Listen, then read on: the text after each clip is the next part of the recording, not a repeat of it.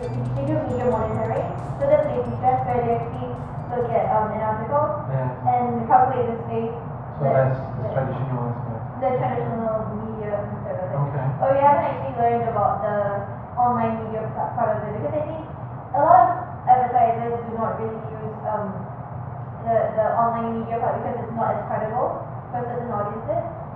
So. But at the same time, you said for your target segment, let's look at this is where you take your information from. But we usually get it through word of mouth. So we like it if our friends or people on our networks talk about it, then we are interested about it. But if you put an advertising little segment on the website, we will never click it because we think it's a virus or spam. Actually, I was reading something about Richard Branson and how he jumps at every opportunity to create a PR value for his company. I mean, is it partly because of who he is?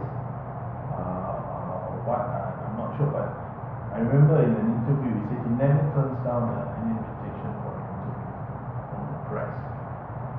You know, whereas there are CEOs who are very media shy.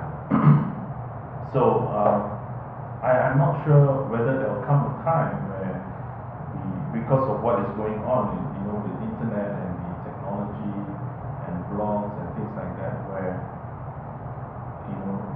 is the PR company, will there even be a need for a PR company when there are so many people out there creating content on their own? You put everything together. It's also interesting to make a big difference in public relation and private relation, because when you speak about word of mouth, it's not public relation for me.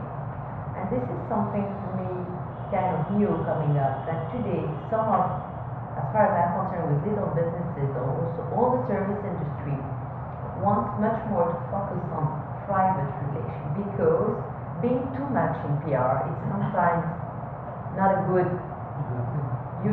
Too much visible means that you don't have anything to do in real business. You don't have time because you spend too much time by doing this kind of show, blah blah, and being, instead of taking care of your clients and customers because you have some.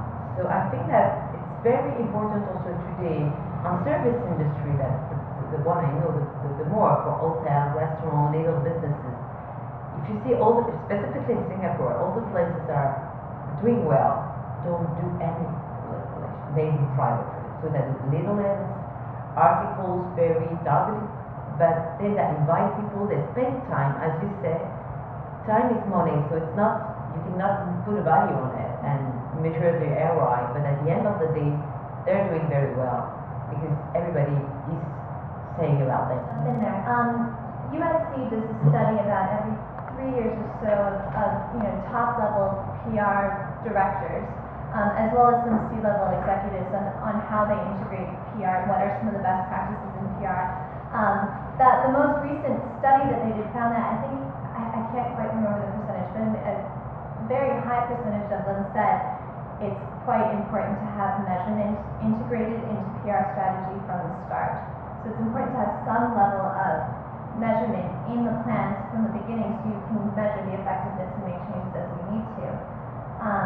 So certainly agree with the concept that measuring ROI is important to have as part of your PR plans. But personally, and actually my company has a stance that ABEs are not, they're a flawed mechanism for that measurement.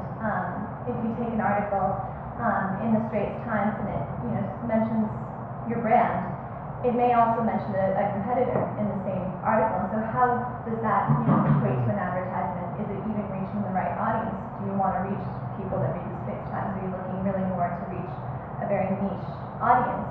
All of these things need to be taken into consideration when you're trying to measure the effectiveness of an article. And so while ABEs can be kind of a quick and dirty way of justifying a budget, they're not, I don't think that they